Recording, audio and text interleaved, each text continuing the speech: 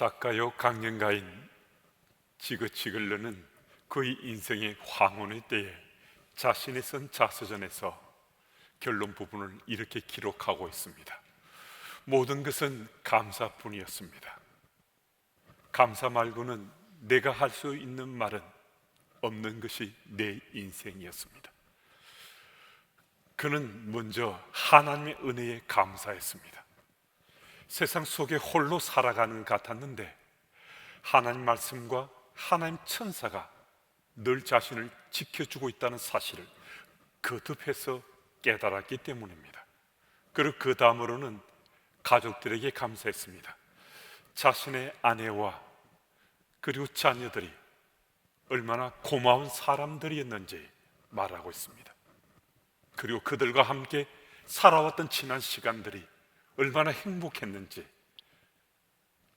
그 사람들은 나의 소중한 동반자였다고 고백합니다. 그리고 마지막으로는 이웃에 대한 감사함이었습니다. 지금까지 살아오면서 만났던 모든 사람들이 좋은 사람들이었습니다. 그리고 그 사람들은 정말 고마운 분들이었습니다. 감사, 그리고 감사 말고는 내 인생에 어떤 말도 할 말이 없습니다라고 그는 자서전에서 결론 짓고 있습니다. 인간의 삶의 행복이 과연 어떤 것입니까? 많이 가졌다고, 많이 배웠다고, 권세를 누렸다고 정말 행복할 수 있습니까? 그렇지 않다는 것을 우리는 너무나 잘 알고 있고요. 그 정말 부질없는 짓들이다라고 생각할 수 있습니다. 얼마나 감사할 수 있느냐, 어디까지 감사할 수 있느냐, 얼마나 충만한 감사 속에 살고 있느냐, 감사로 또 생을 마감할 수 있느냐, 그것이 바로 그 사람의 행복을 결정짓는 척도가 될 수 있습니다. 예수께서 갈릴리 바닷가 건너편 빈들에 거하셨습니다. 많은 사람들이 예수의 말씀을 듣고자 따라왔기 때문에 지금 빈들에서 예수께서 말씀을 무리들에게 전하고 계십니다. 오늘 본문과 같은 내용의 병행 구절인 마태복음 14장 15절 말씀을 보면 이제 해가 저물어 때가 이제 어둠 속에 짙어지고 있다라고 말씀하고 있습니다. 그러니까 사람들이 아침부터 빈들에 앉아서 예수의 말씀을 들었는데 하루 종일 주의 말씀을 듣다 보니까 해가 지게 되었다는 거예요. 해가 지게 되어 그 타이밍 속에 모두들 흙이 지게 되었습니다. 그는 먹을 것이 없는 거예요. 아무리 좋은 말씀을 듣더라도요, 배가 고프면 지치고 피곤해지는 겁니다. 그런데 그때 예수께서 바로 그들에게 주목하셨습니다. 그리고 말씀하십니다. 우리가 어디서 떡을 사서 이 사람들을 먹이겠느냐? 5,000명에 달하는 무리들입니다. 이 사람들을 먹이려면요, 엄청난 액수의 비용이 들어갈 수 있습니다. 설령 그만한 돈을 준비한다 하더라도 장정만 5,000명이라 했거든요. 그러면 여성들과 아이들까지 합치면 최소한 1만 명이 넘을 텐데 그들 한꺼번에 음식을 준비해서 먹인다는 거, 이거 거의 불가능하잖아요. 음식을 준비했다 하더라도 빈들까지 그것을 배달한다는 것, 이건 거의 불가능하잖아요. 그런데 예수께서는 빌립에게 저 사람들을 먹이고 싶은데 어떻게 하면 좋겠니? 라고 주께서 물으셨던 겁니다. 빌립이 그 말씀을 받아서 5절 말씀에서 이렇게 대답합니다. 각 사람으로 조금씩 받게 할지라도 200데나리온의 떡이 부족하리이다. 예수님 말씀을 듣는 순간에 빌립은 본능적으로 아이고 예수님, 그 안 됩니다. 어떻게 그렇게 많은 음식을 준비할 수 있겠습니까? 그건 불가능한 겁니다. 이렇게 대답하고 있는 거거든요. 근데 빌립이 가만히 생각을 해보니까 상식으로는 이거 거의 안 되는 거잖아요. 불가능해 보이는데 예수께서는 그 상황 속에, 그 환경 속에 저들을 먹이시길 원하신다는 그 사실을 느끼게 된 거죠. 그래서 빌립이 제자들과 함께 빈들에 있는 5천 명이 넘는 무리를 헤집고 다니면서 먹을 것을 찾고 있습니다. 그러면 마침내 보리떡 5개와 물고기 2마리를 찾아냈습니다. 한 아이의 도시락을 찾아낸 거죠. 여기까지는 제자들의 행동이 정말 칭찬받을 만합니다. 빈들에서 5천 명을 그 이상을 먹인다는 건 거의 불가능한데도 예수께서 말씀하셔서 그 말씀을 따라서 무리를 헤집고 다니면서 보리떡 5개와 물고기 2마리를 찾아낸 거잖아요. 그런데 제자들이 보리떡 5개와 물고기 2마리를 찾아낸 다음에요, 안드레가 이렇게 죽게 말합니다. 이 정도 가지고 어떻게 저 많은 사람들을 먹일 수 있겠습니까?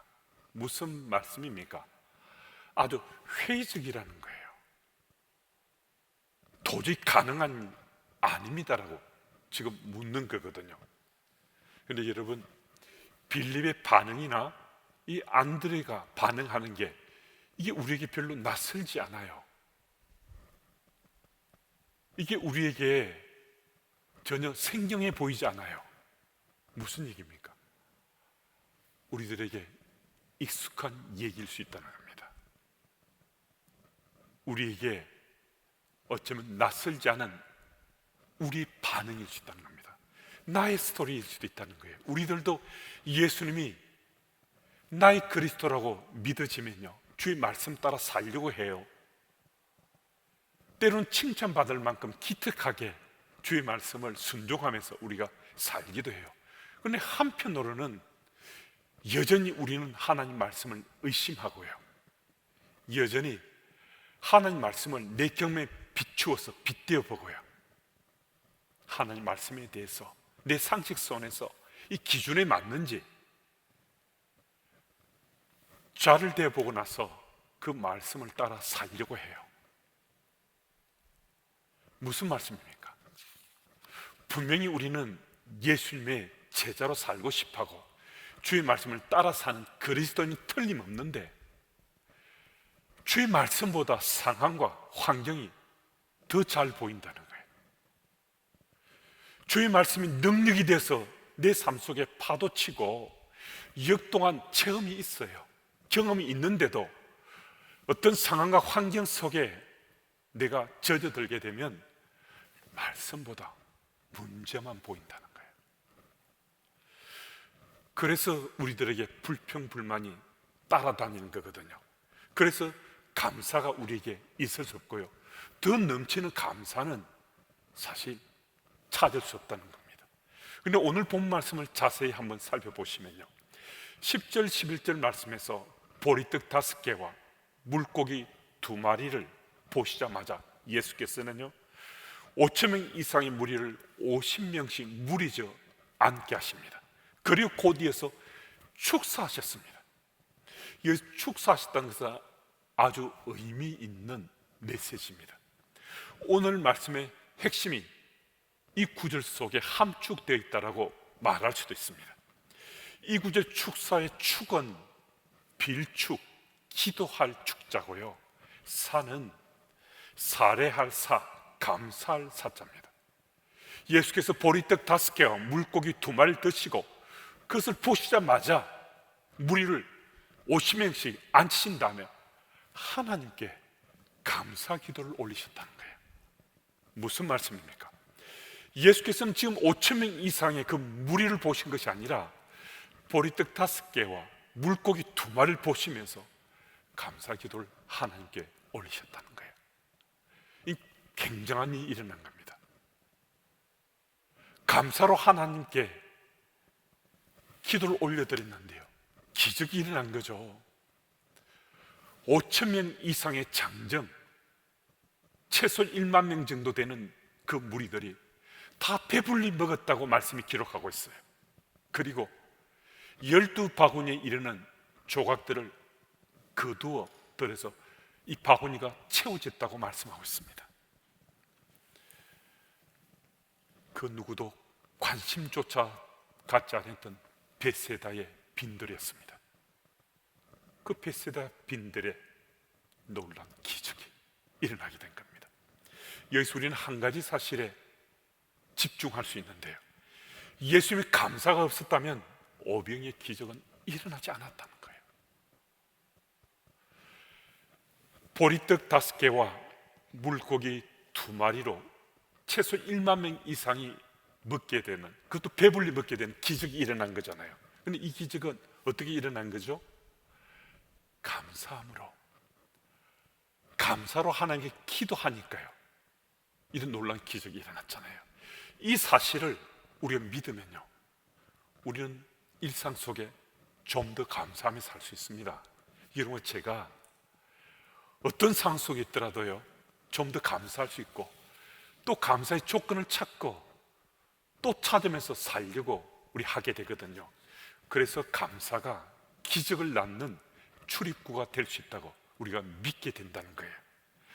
여러분, 지금 코로나19 상황 속이기 때문에 감사가 넘치는 일, 감사할 만한 일보다도 힘들고 어려운 일들이 더 많이 생깁니다.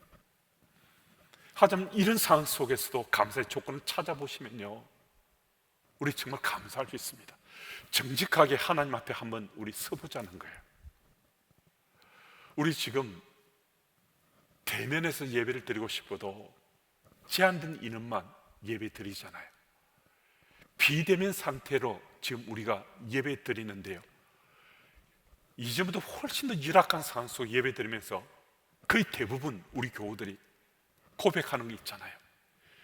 예배가 이처럼 소중한 줄 몰랐다고, 예배가 이처럼 귀한 줄 몰랐다고, 예배당에서 예배 드리는 것이 이처럼 이만큼 감격스러운 줄 몰랐다고, 그런 고백들 하세요. 코로나19 상황 속에 이 감사할 수 없는 것일 수 있는데, 감사의 조건을 찾으니까 예배 드리는 것만으로 이게 너무 감사하잖아요.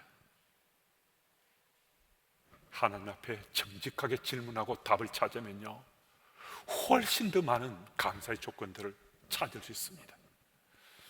코로나19 상황 속에 맞는 추석 명절입니다. 힘들고 어려운 일들이 어찌 한두 가지겠습니까? 하지만 하나님 살아계시고 주께서 나와 동행하신다는 이 사실을 믿어지면요, 더 감사할 수 있습니다. 고향 찾아가시거나 고향 찾아와서 가족들 우리가 만나면요, 감사의 조건을 더 찾아보십시오. 이 힘든 상황 속에서도 더 많은 감사 속에 우리 추석 명절 맞을 수 있습니다. 그 현장에 함께 쓰시는 감사가 좀 더 넘쳐나고 감사로 풍성해지는 추석 명절 되었으면 참 좋겠습니다. 12절 말씀을 제가 읽습니다.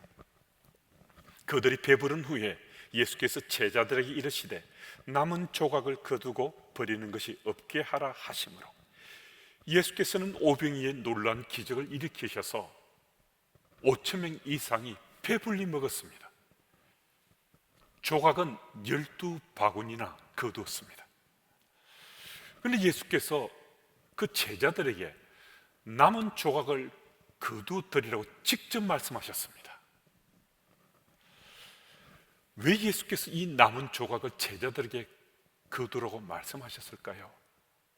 나중에 배고플 때 먹으려고, 그거 챙기라고 주께서 말씀하셨겠습니까?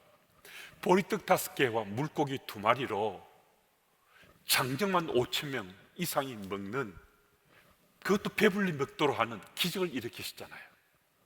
나중에 드시려고 챙겨두신 그런 이 거둠이 전혀 아니잖아요. 왜 이 말씀을 하셨겠습니까?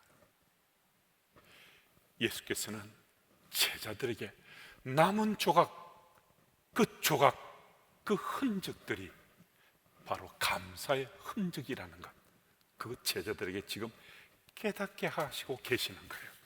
그럼 이게 참 중요한데, 오병이의 역사는요, 우리 인생길에 한 번 일어나고 그치는 것 아닙니다. 주의 은혜로 여러분과 제 삶 속에 오병이의 역사가 체험되면요, 그 역사가 또 다른 오병이의 역사를 또 낳게 되고요, 또 다른 여러 상황 속에 오병의 역사가 내 속에 일어난다는 걸 내가 체험하며 경험하면서 살 수 있는데, 하나님께서 제자들에게 지금 그 조각조각 하나하나를 보리떡 조각, 물고기 조각 거두게 하시면서 절절하게 감사의 흔적들 체험케 하시는 거예요. 그래서 그들이 인생길에 또 다른 오병의 역사들을 체험하며 하나님 사람으로 당당하게 살아갈 수 있도록 지금 은혜 베푸시고 계시는 거거든요. 여러분, 주의 은혜 가운데 감사하며 살게 되면요, 우리 주변은 참 감사할 일들이 더 많이 보여집니다. 감사의 조건도요, 더 많이 헤아리며 살 수 있습니다. 그런데 주의 은혜가 없고 감사함이 없으면요, 우리 주변 곳곳은 불평, 불만할 덩어리들로 가득 차 있습니다. 추수 명절을 맞게 되는 그 복된 날에 주의 은혜 가운데 감사함으로 가족들 맞아보십시오. 힘든 시대 상황이지만은 서로가 더 감사한 이야기들 많이 나눌 수 있습니다. 그 현장에 함께 서실 수 있기를 바랍니다. 13절 말씀을 제가 또 읽습니다. 이에 그둔이 보리떡 5개로 먹고 남은 조각이 12바구니에 찼더라. 5,000명의 무리 대비 보리떡 5개, 물고기 2마리, 이게 비견조차 되지 않잖아요. 5,000명 대비 보리떡 5개, 물고기 2마리, 이거 정말 볼품없어 보이잖아요. 쓸모없어 보이잖아요. 그런데 그 보리떡 5개, 물고기 2마리가요 5,000명 이상이 배불리 먹는 기적을 연출했습니다. 그리고 12바구니나 남은 것을 거두어 채웠습니다. 그럼 이 구절에서 우리가 주목해야 될 것이 있는데요, 우리 구절 전반부 말씀은 함께 읽어보겠습니다. 우리 함께요. 여기 한 아이가 있어 보리떡 5개와 물고기 2마리를 가지고 있나이다. 보리떡 5개와 물고기 2마리를 가졌던 이 아이는 자기가 먹을 이 도시락을요 예수님께 그대로 바쳤습니다. 아이잖아요. 아이는 자기가 이 먹고 싶을 수 있잖아요.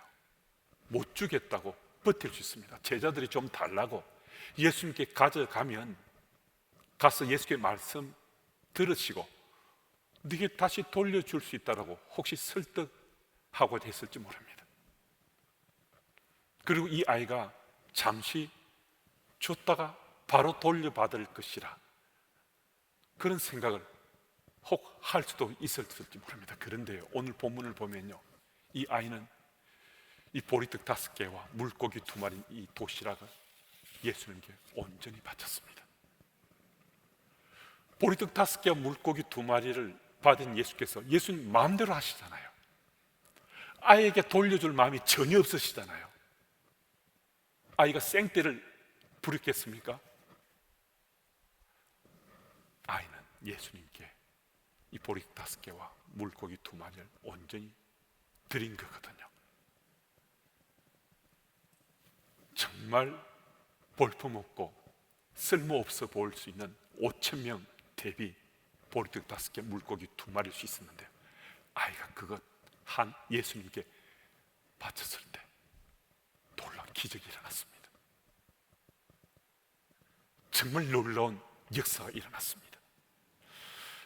오늘 이 자리에 함께한 우리들도 우리의 가진 물질이나 또 재능이나 이거 내 거란 생각 우리 가지고서 주님께 바치는데 좀 주저할 수 있습니다.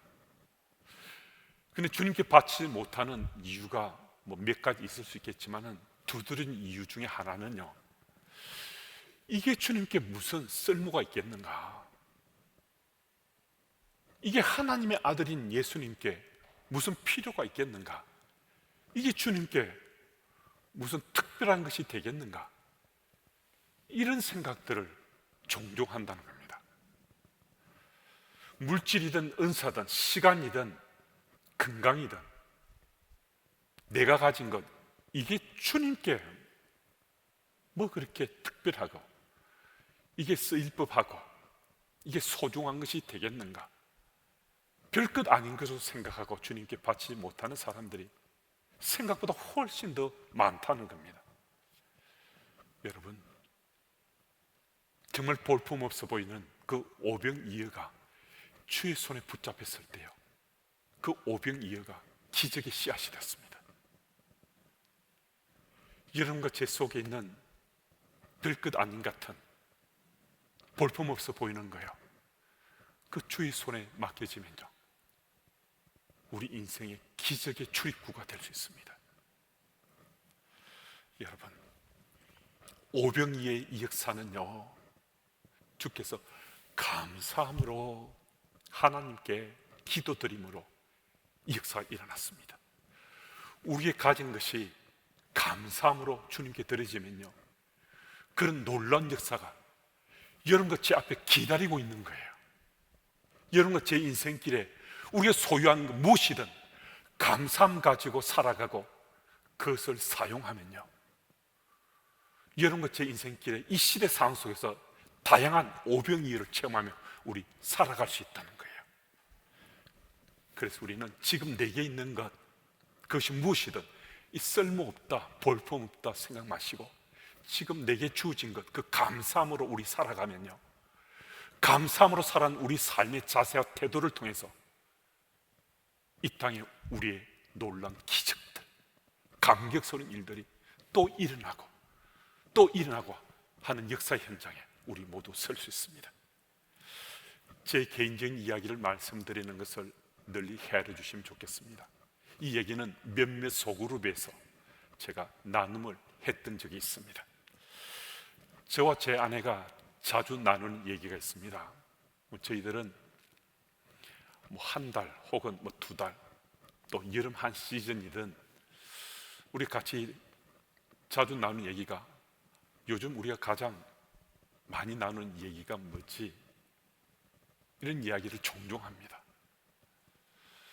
그때가 한 달이든 또 두 달이든, 근데 언제라도 우리가 지금 가장 나누는 얘기가 뭐지라고 우리가 묻고 답을 서로 나누면요, 그때는 언제나 가장 많이 나누는 얘기가 감사였습니다.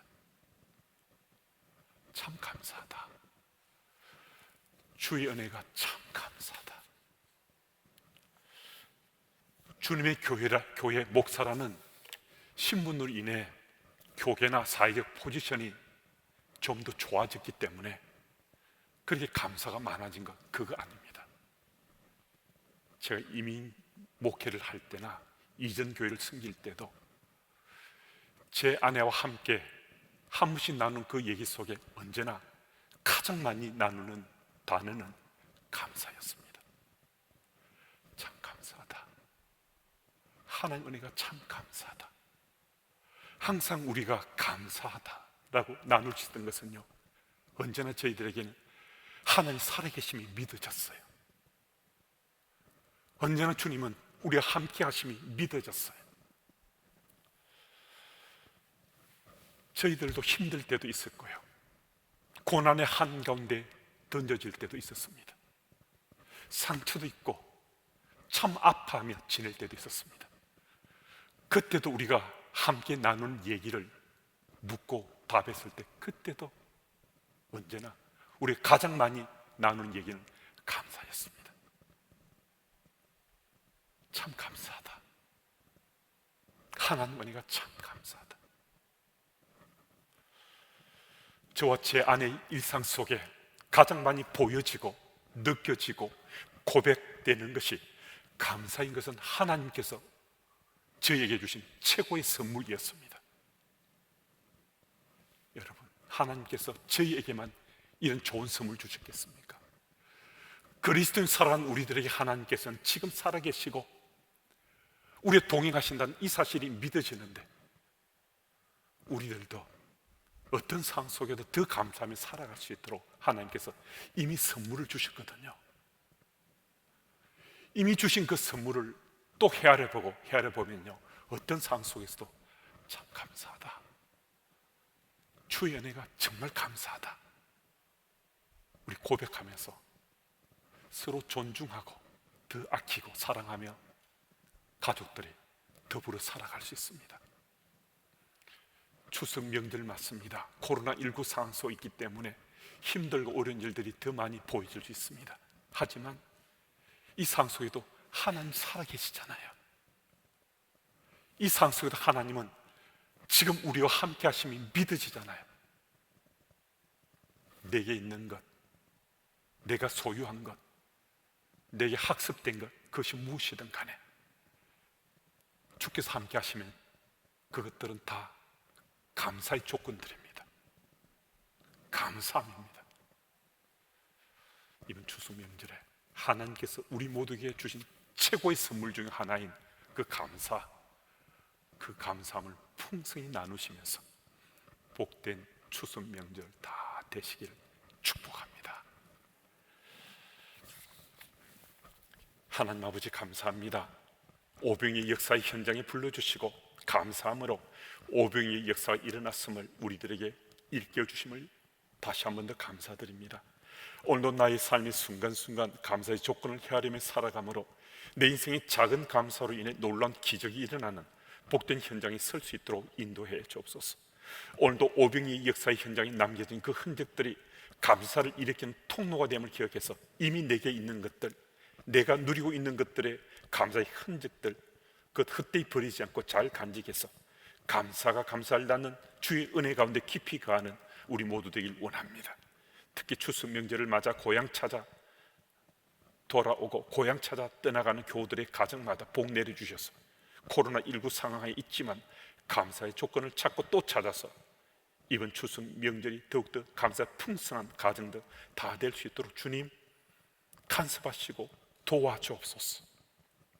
감사의 조건을 더 풍성하게 만들어주시고 연출해 가시는 예수님의 이름으로 감사하며 기도드립니다.